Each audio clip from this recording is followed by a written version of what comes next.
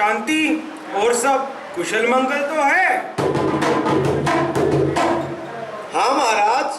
महाराज की जय हो।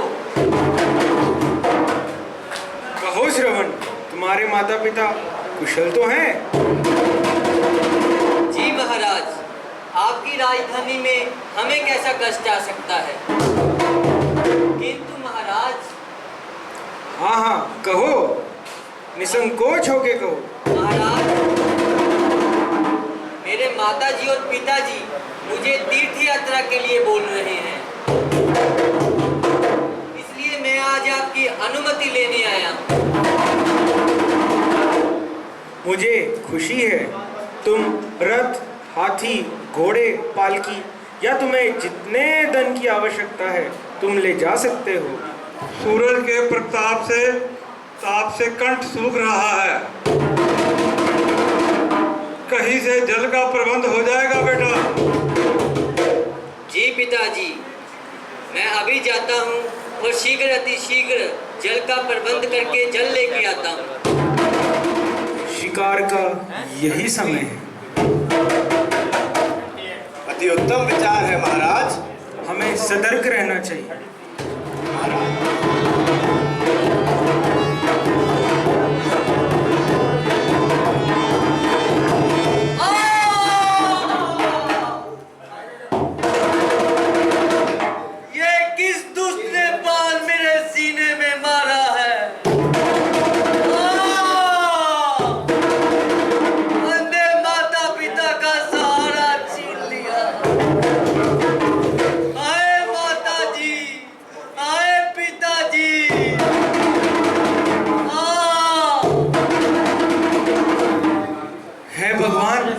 ये क्या हो गया?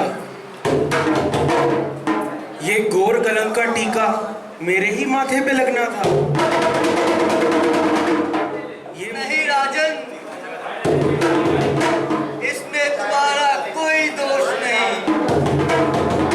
जो विधि का विधान था वो पूर्ण हुआ। जी, पिताजी लीजिए, जल पीजिए। है मेरा सहारा बेटा श्रवण। है मेरी प्यास। ओह, मैं क्या करूं? श्रवण के माता पिता को तेरे कैसे बांटूं? क्या तुम भी मुझ पे हंस रहे हो? मैं यमराज हूं, यहाँ कुछ प्राणियों के प्राण लेने आया था। यहाँ कुछ प्राणियों के प्राण ले आया था, परंतु यह प्रतीत होता है यह स्वर्ग के यात्री हैं, इसलिए अब मैं धर्मराज बन जाता हूं। ये क्या? इतनी भयानक मूर्ति के आगे ये धर्मदेव का दृश्य कैसा? राजन, भ्रम में ना पड़े। मैं पापियों के लिए यमराज और धर्मात्माओं के लिए धर्मराज हूं। यह दोनों मेरे ही रूप हैं।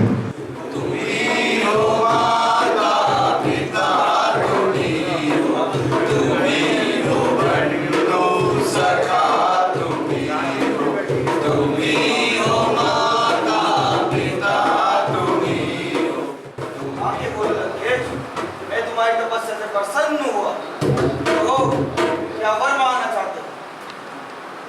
हे देव, यदि आप मेरी तपस्या से प्रसन्न हुए तो मुझे यह वर दीजिए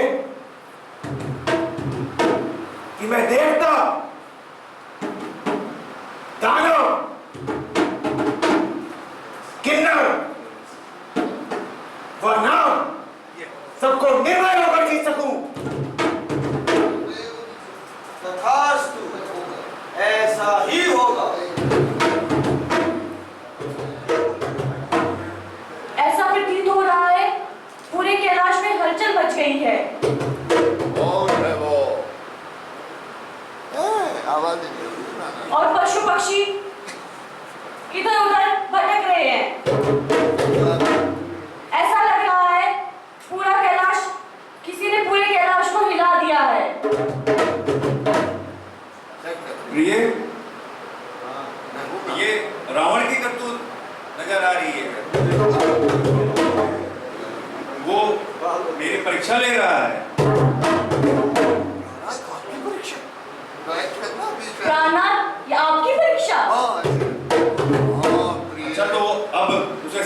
में सिखाने का वक्त आ गया है।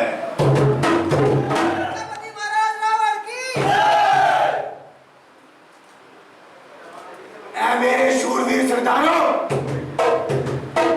हमारे बहुत से शत्रु उत्पन्न हो गए हैं। आओ, मैं तुम्हें उन्हें खत्म करने का उपाय बताता हूं। तुम इधर उधर जाकर मुनियों के यज्ञ में विघ्न बाधा डालो।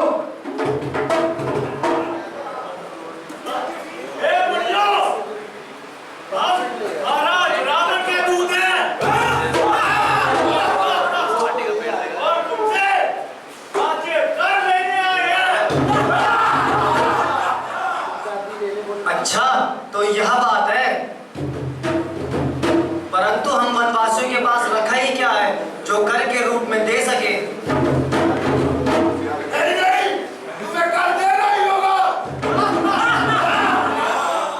अच्छा भाई, तो हम रत्ती ही दे देते हैं। फिर भी अगर बोलते हो तो लो, तुम्हें हम अपना रक्त दे देते हैं। तो रत्ती ही सही।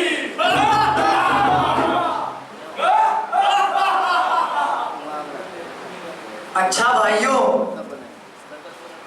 या अपने महाराज को देना और कहना यह हमारा रक्त पूर्ण घड़ा है, और इसका मुंह खोलते ही तुम्हारे परिवार का नष्ट हो जाएगा और तुम्हारा भी सर्वनाश हो जाएगा। हमारे जो दूत मुनियों से राज्य कर लेने गए थे, वो अब तक लौटे कि नहीं? नहीं महाराज, लगता है वो देखिए सामने से वही आ रहे हैं।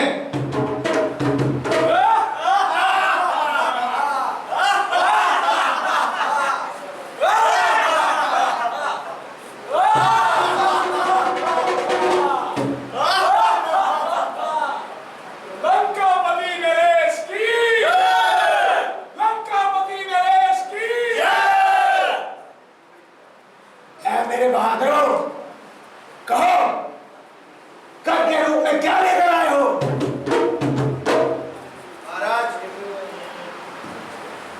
महाराज याद आया। सीधी तरह बताते हो या मार खाते हो? महाराज, मुनियों ने कहा था रावण को इस घड़े देते हुए कहना, ये घड़े का मुंह खोलते ही तुम्हारा सर्वनाश हो जाएगा। क्या कहा? बेड़ा पार हो जाएगा। नहीं नहीं, अच्छा, तो ऐसी बात है तो लो, इसे उत्तर दिशा में राजा जनक की राजधानी में गाड़ो। अभी जाओ। अयोध्यापति महाराजा दशरथ की, अयोध्यापति महाराजा दशरथ की, अयोध्यापति महाराजा दशरथ की। है भगवान, ये मेरे ही भाग्य में लिखा था। इस संसार से मैंने इसी प्रकार जाना था। सूर्यवंश संपत्ति के कलम का टीका मेरे ही माथे में लगना था। है प्रभु, आपके भंडार में किसी वस्तु की कमी नहीं, परंतु ये मेरे ही भाग्य में है। मंत्री जी, मेरी चौथी अवस्था भी आ गई है, किंतु मेरी कोई संतान नहीं। ये राजभाग्य किसे सुन? महाराज, आपके जैसा धैर्यवान और प्रतापी राजा के मुख से इस प्रकार की बातें शोभा नहीं देती। राजन, आपकी ये हालत देखकर राज्य सभा का दिल बैठा जाता है। महाराज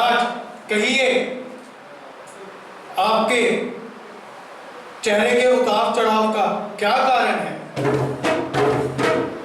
जल्दी से बताने का कष्ट कीजिए। गुरुजी, यूं तो ईश्वर ने दिया बहुत कुछ है, किंतु यही चिंता मुझे सताती है। अब आयु का आखिरी बाग भी निकलता जा रहा है। यदि एक भी पुत्र हो जाता तो मेरे दिल को शांति मिलती। इतने बड़े साम्राज्य के गैर ही अधिकारी होंगे। महाराज, श्रेणी ऋषि द्वार पर पधार चुके हैं। अगर आपकी आज्ञा हो तो उन्हें पेश किया जाए। अवश्य, मैं उन्हें लेने खुद जाऊंगा। राजन, श्री ऋषि के स्वागत के लिए मैं भी चलता हूँ। हाँ जी, आप भी चलिए। प्रणाम ऋषिवर। प्रणाम ऋषिवर।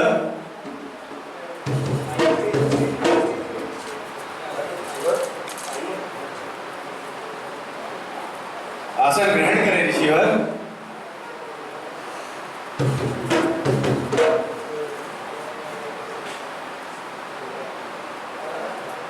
राजन, क्या कारण है जो मुझको याद किया? जल्दी बताइए। ऋषिवर, मैं बहुत दुखी और लाचार हूँ। केवल आपके दर्शनों से मुझे आशा बंधी है। भाग्य ने मुझे बहुत दुख दिए। कुछ उपाय है तो कीजिए, नहीं तो अपने हाथों से मुझे संन्यास दीजिए। ये दशरथ सब कुछ छोड़ने को तैयार है, बस आपकी आज्ञा का इंतजार है। महाराज, कौशल्यानंदन के पुत्र का नाम रामचंद्र और रानी सुमित्रा के पुत्रों का नाम लक्ष्मण और शत्रुघ्न। महाराज, ज्योतिषियों का कहना है कि अगर महाराज स्वयं हल चलाएंगे तो प्रजा के सारे दुख दूर हो जाएंगे और वर्षा अवश्य होगी।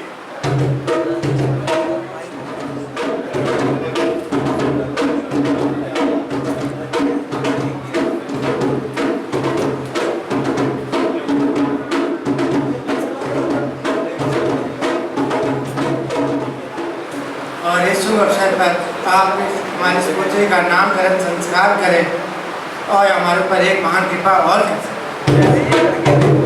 नारायण नारायण। इस पुत्री का नामकरण तो स्वयं ब्रह्मदेव ने सृष्टि रचने के पूर्व ही कर दिया था, परंतु इस जन्म में यह सीता के नाम से प्रसिद्ध होंगी तथा आपका नाम उज्जवल करेगा। परंतु याद रहे, इस पुत्री के द्वारा आपको अनेकों मुसीबतों का भी सामना करना पड़ेगा, किंतु स्वयं नारायण ही आपकी पुत्री के पति बनेंगे।